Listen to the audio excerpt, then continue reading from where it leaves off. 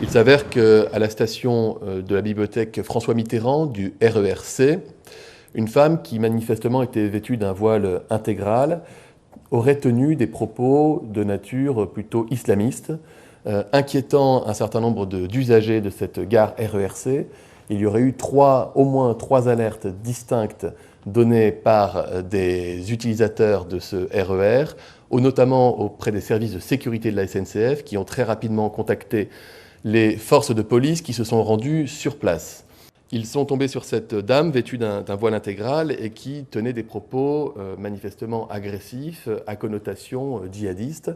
Ils ont mis cette femme à l'écart et lui ont demandé d'abord de se calmer, mais aussi de présenter ses mains pour vérifier qu'elle ne présentait pas de dangerosité particulière. Pour le reste de ce qui s'est passé, les forces de l'ordre ont été amenées à ouvrir le feu sur cette femme, considérant que la situation était une situation dangereuse.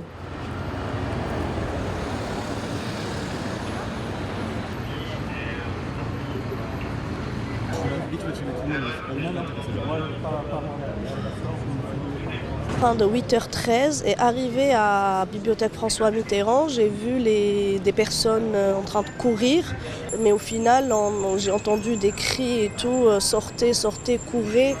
Ben, les gens couraient dans n'importe quel sens.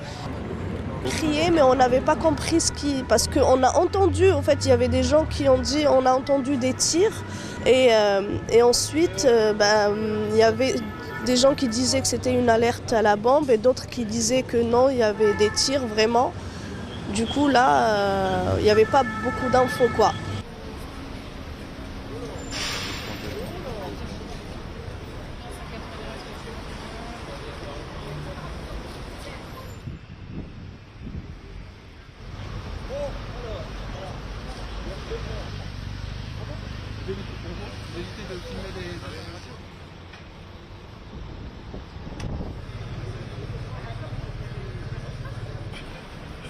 Dont les premiers éléments dont nous disposons semblent étayer le fait qu'elle avait déjà été condamnée, et notamment elle avait déjà été condamnée pour avoir proféré des menaces à l'encontre justement de militaires de l'opération Sentinelle.